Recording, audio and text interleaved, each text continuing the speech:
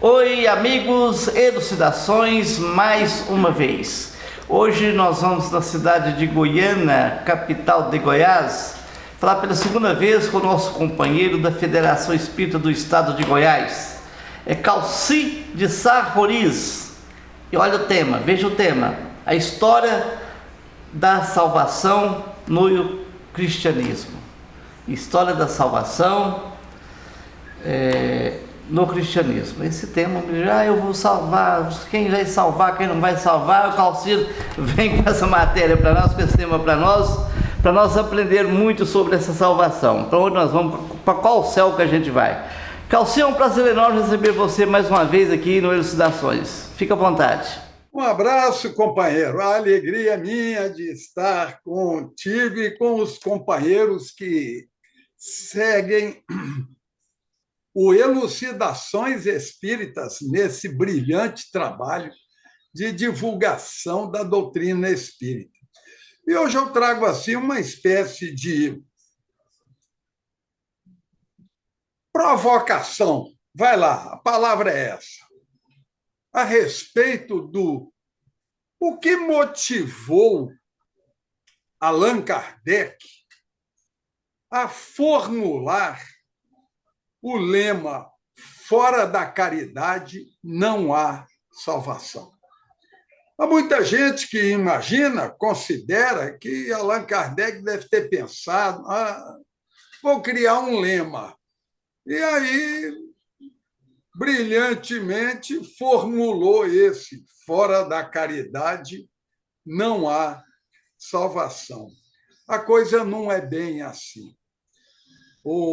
A proposta de salvação apresentada pela doutrina espírita tem uma história por trás. E eu digo a vocês, companheiros, que é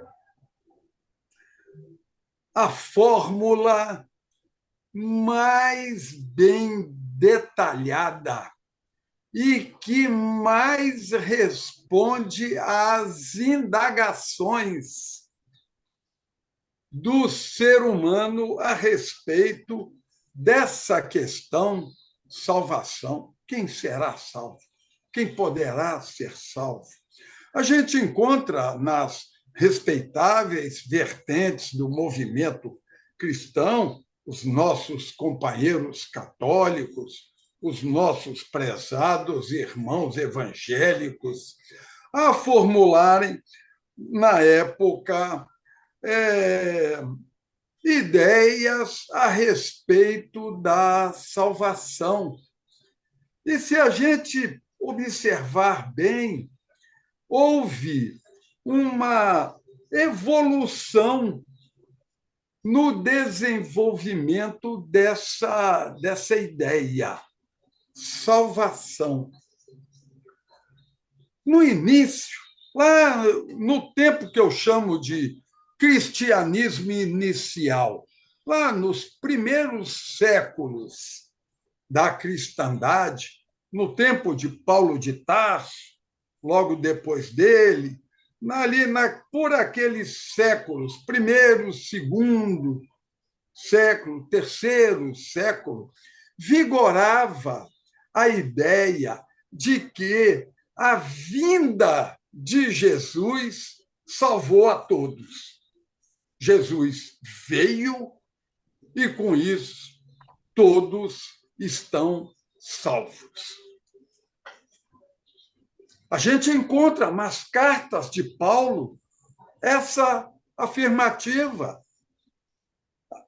Paulo de Tarso é interessante porque ele é um profundo conhecedor dos textos bíblicos. Então, ele apresenta Jesus, o Cristo, como o segundo Adão, o Adão que deu certo.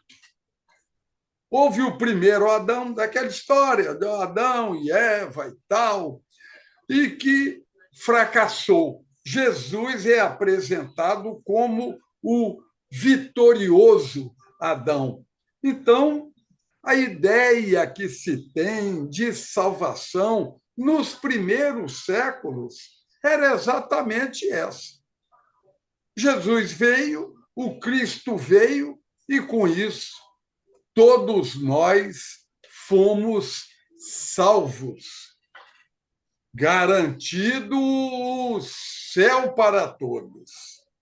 Ora, com o passar do tempo, com o desenvolvimento das ideias cristãs, pouco a pouco sendo percebida pelas pessoas, pouco a pouco sendo introduzida no conhecimento de cada qual, começaram a surgir indagações, dúvidas. Mas se Jesus veio e salvou a todos, por que ainda tem gente sofrendo? Por que tem espíritos comunicando, dizendo que estão em sofrimento? Jesus não veio? Não salvou? Por que o relato, então, dos sofrimentos? Surge um grande homem, lá na cidade de Cartago. O nome dele é Tácio Cipriano. São Cipriano. Foi canonizado pela Igreja como santo.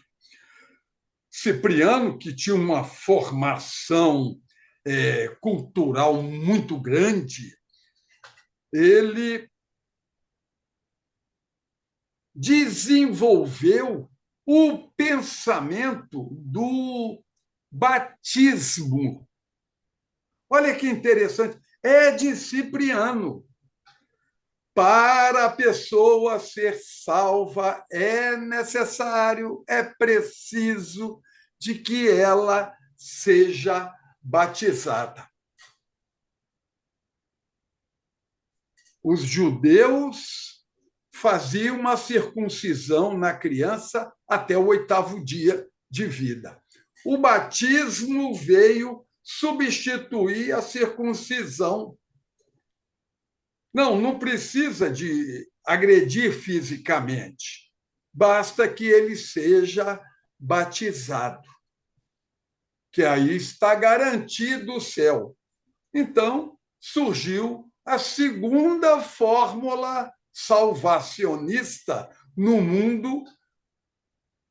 Primeiro, a vinda de Jesus, surge agora o batismo no 3º século. Por que Cipriano trouxe essa ideia do batismo?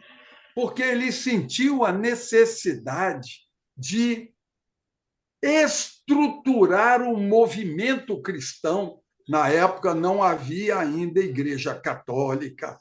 A Igreja Católica começou a nascer lá pelo meados do século IV e só se completou lá pelo ano 1200. Na época, eram as lideranças cristãs. Cipriano observou que cada liderança cristã tinha um pensamento, tinha um ensinamento diferente. Então, alguém de uma cidade tal falava uma coisa e outro de outra cidade ensinava outra. E Cipriano disse, olha, é preciso criar uma estrutura hierárquica para que cada um obedeça ao outro e para que se possa formular uma doutrina que seja acompanhada por todos. E ele criou o batismo.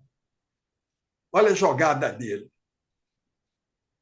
Só é válido, ou seja, só salva o batismo feito por sacerdote que obedece a orientação do seu superior.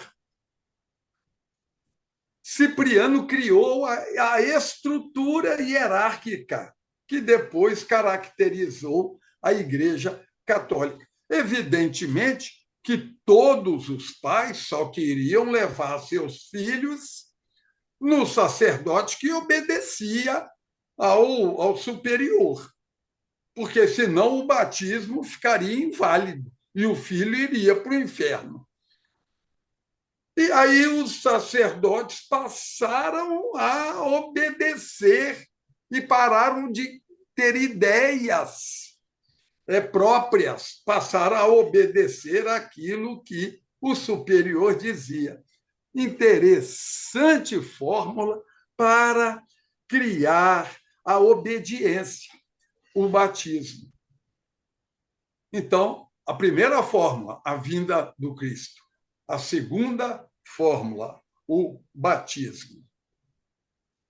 Mais tarde, século V, nasceu, e dizem de Santo Agostinho, a ideia da predestinação.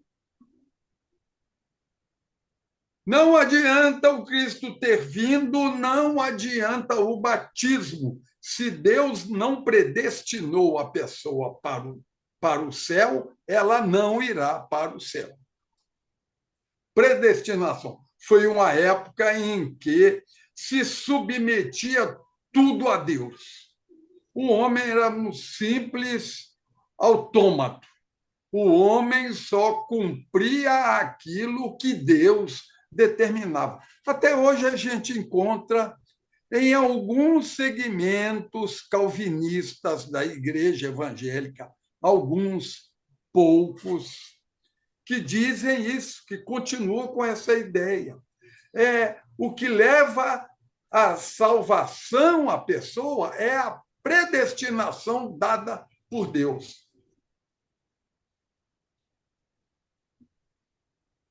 Lá pelo século VII, um bispo romano falou que a salvação do Cristo veio pela sua morte. Não foi apenas a vinda do Cristo, mas ele morreu para nos salvar. Foi o seu sangue derramado. Dizia, na época, o ensino que se o Cristo não tivesse morrido, a humanidade não teria encontrado a salvação. O Cristo morreu por nós e, portanto, nos livrou do pecado de Adão e Eva. Então, estão verificando como a ideia de salvação ela vem progredindo, a vinda do Cristo, o batismo, a predestinação, o sangue.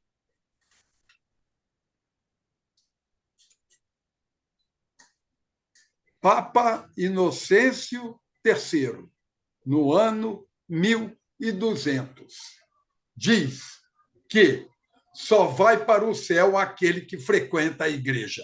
Tanto é que o ditado, a fórmula salvacionista que ele criou é: fora da igreja não há salvação. Quer ser salvo? Não adianta o Cristo ter vindo. Não adianta você ser batizado. Não adianta se Deus te predestinou ou não. Não adianta o sangue derramado do Cristo. Se você não frequentar a igreja, você não terá a salvação. É um desenvolvimento. Século XVI. Vem um homem chamado Martin Luther. Martin Lutero para nós. Um alemão, Martin Luther, que diz: a salvação é pela fé. Você crê que Jesus é o Salvador e você será salvo. Gente, já é um avanço. Já é um avanço extraordinário, porque finalmente foi criada uma fórmula em que conta com a participação da pessoa. Porque, olha só, a vinda do Cristo, o Cristo veio e nos salvou. O que foi que nós fizemos? Nada. Ele veio e nos salvou.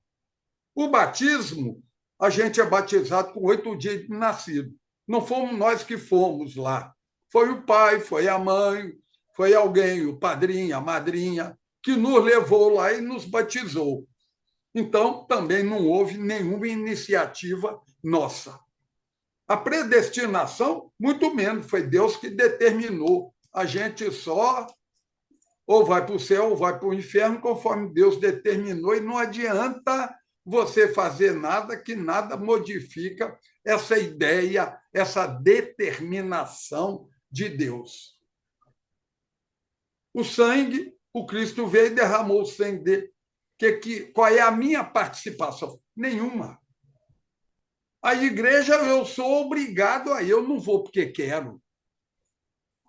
Fora da igreja não há salvação, eu tenho que ir. A fé que Martim Lutero trouxe é um avanço, porque finalmente a pessoa, para ser salva, parte a iniciativa dela. Eu aceito Jesus. Não é só porque ele veio, porque derramou sangue, porque Deus predestinou, mas uma ação. Mas o ensinamento de Martim Lutero foi mal compreendido.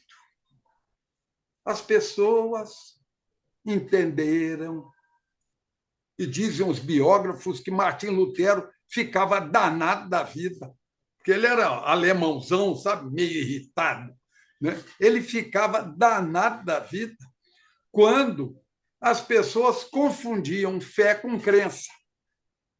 Creia em Jesus e pronto, acabou. Não, é fé.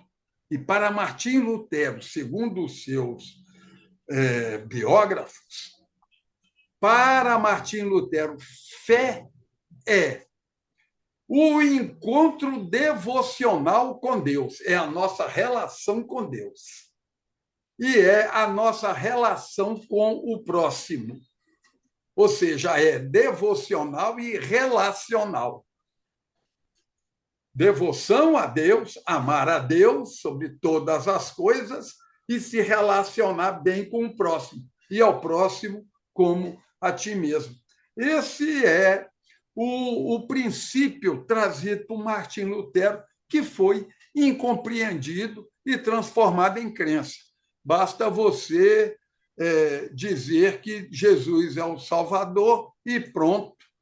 Ainda que você não faça nada que demonstre você ser cristão, pelo fato de você declarar, você já está no céu. Era preciso que viesse algo que esclarecesse o que é fé.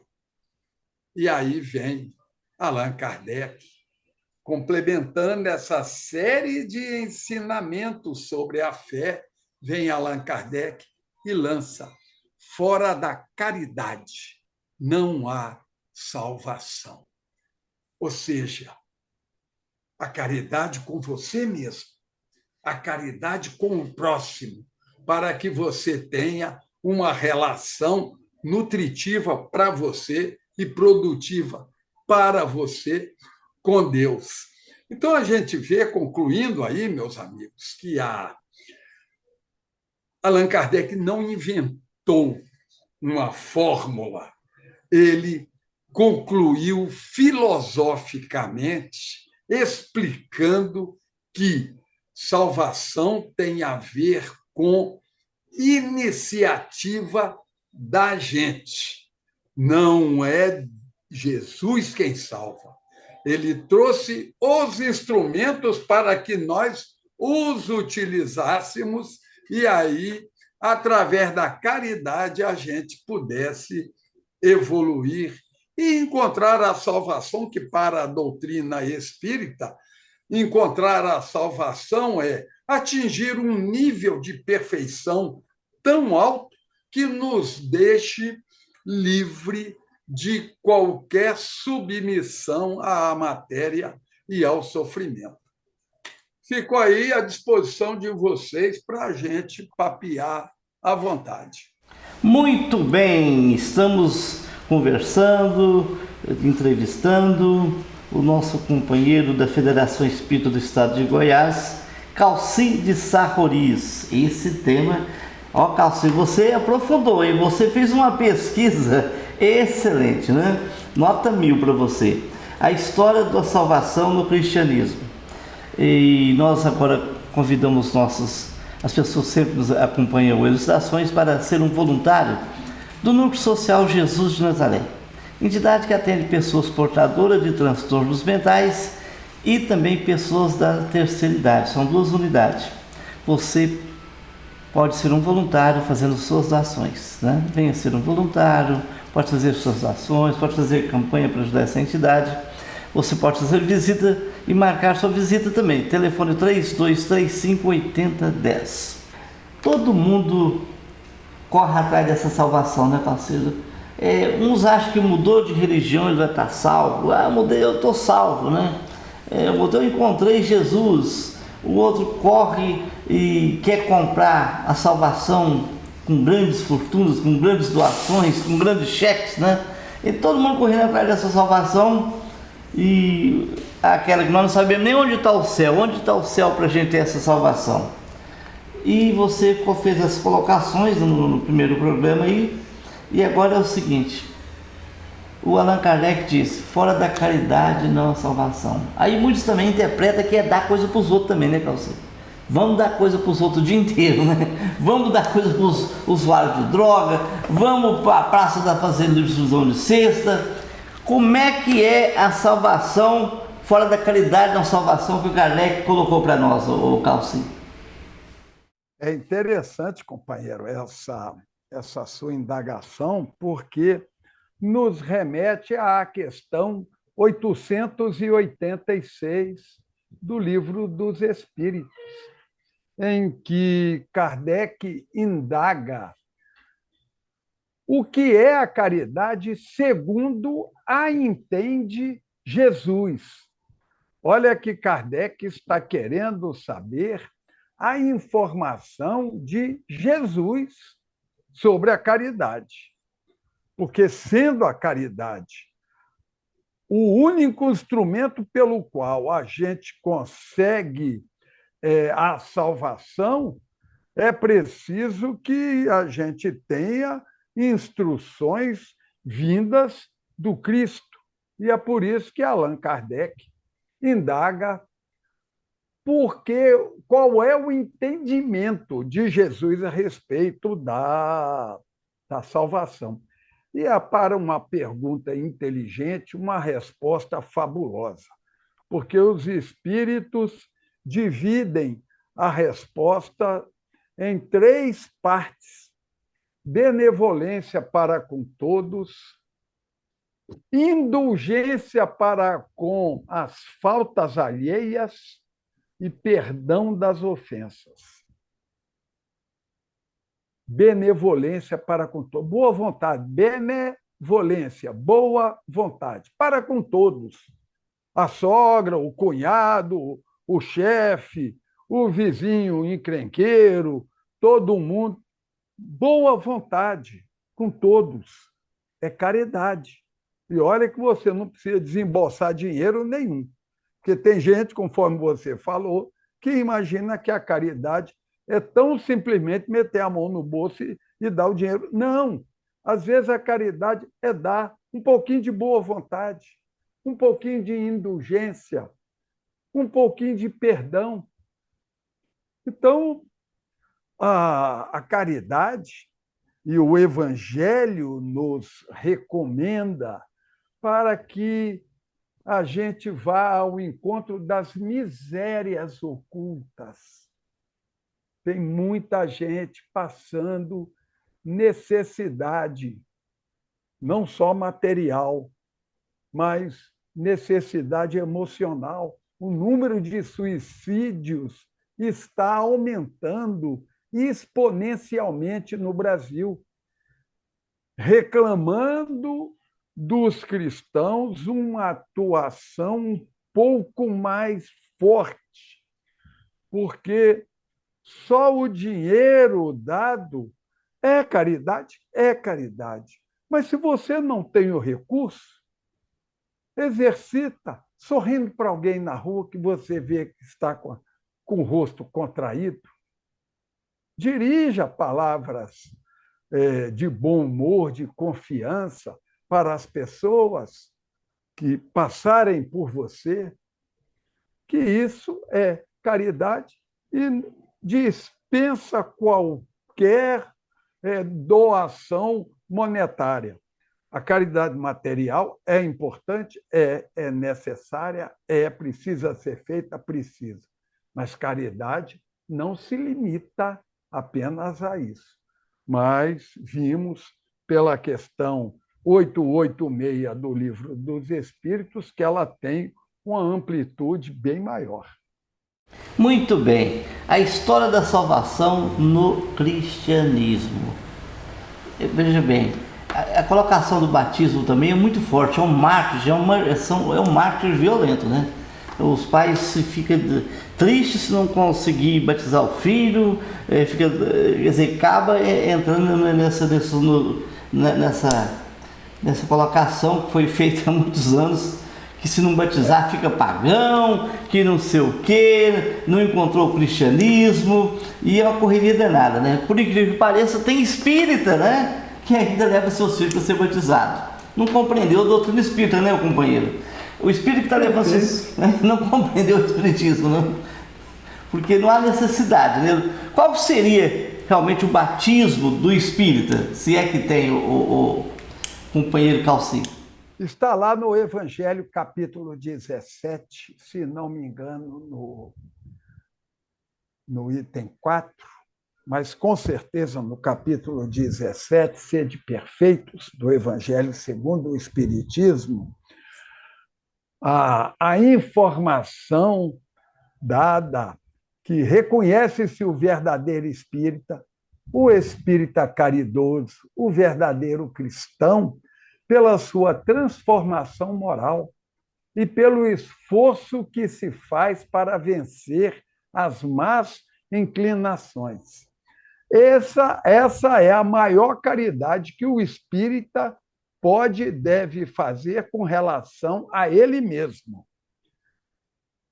vencendo os seus condicionamentos, os seus nós psicológicos, os seus hábitos, que já reconhecidamente ele já constatou que não servem para ele, a fim de que, ultrapassando essa condição, ele possa avançar.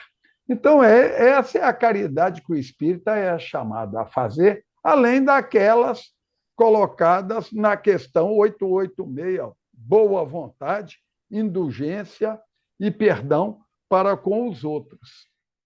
Exatamente. É interessante que a gente entra num ritual, na verdade, tanto ritual que existe que acaba sendo um ritual social, né? Pegar os filhos para batizar e fazer toda aquela cerimônia, e a doutrina espírita não tem ritual, não tem culto exterior. E o que é coisa tão sublime, porque um casamento, quem seria a pessoa mais ideal para realizar uma prece no casamento? Os pais que gostam do casal, né, que vão casar. Um familiar que ama, que tem amor, tem profundo. Aí eles pegam terceiros para estar fazendo as grandes orações. Quer dizer, acaba sendo um culto exterior social, né, para mostrar para a sociedade, né? Mas quem deveria estar fazendo a prece seria papai e mamãe, né? Realmente. Até uma hora as pessoas falaram que a prece de mamãe levanta até defunto, né? Mamãe e papai é uma beleza. Vai casar duas pessoas, as pessoas que mais têm sentimento, porque o pessoal é os pais, mas eles pegam terceiros. Na verdade, quem casa é o juiz, é o juiz de paz. É ele que casa. Então, não é o pastor, não é o padre, não é ninguém. Nós não temos autoridade para isso. Quem tem autoridade para efetivar o casamento, tem muita gente casada na igreja apenas e não tem nenhum registro. Isso já deu muito problema. A pessoa morria e o outro ficava desamparado porque não houve registro do casamento. Hoje tem a estabilidade do tempo, que convivência e tal, mas antigamente isso se constituía um sério problema, porque as pessoas casavam só na igreja. Quem faz casamento, na verdade, é o juiz de paz. Agora, eu sempre sugiro às pessoas que, quando me convidam, gente, é espírita? É. Dá uma festa, casa lá no cartório, dá uma festa, mas um dia antes, faz uma prece, e essa sua sugestão é muito boa, meu amigo. Chama o papai, a mamãe, e não tem pessoa melhor, os pais de ambos, não somos cristãos, para fazer uma prece e tal, não é? Seria a celebração afetuosa do casamento. E o juiz faz de fato no dia seguinte, lá no cartório. Calci, na realidade é o seguinte, nós somos muitos, nós fazemos uma corrida sem assim raciocinar em busca da salvação, e assim, se é que nem o tratamento de cura, né? O curando está fazendo cura ali, a gente corre para aquele lado, está fazendo aquele, a salvação não está na religião que frequenta, não está no culto exterior que realiza, e sim na mudança do interior de cada um de nós, não é isso? Perfeito. E é por isso que Allan Kardec não caiu no erro de dizer fora do espiritismo não há salvação. Pois é. Fique com Deus e daqui a pouco a gente retorna, ok, companheiro? Gente, lembrando que você que é papai e que é mamãe, procure uma casa espírita mais próxima do seu bairro e leve suas crianças para as aulas de evangelização. A evangelização, eu tenho dito que é uma vacina contra o mal, porque quem ama, educa, quem ama, evangeliza. É melhor você levar seu filho hoje numa religião do que você tê-lo que buscar amanhã na prisão. Vale a pena você fazer um investimento na evangelização da criança. O centro espírita não cobra nada, é só nos finais de semana, e você ainda pode participar da reunião de pais. Procure uma casa espírita para você frequentar e você vai ver criança evangelizada hoje, homem de bem amanhã. Esse é o recado do Elucidações. Um forte abraço e até a próxima edição. Fique com Deus.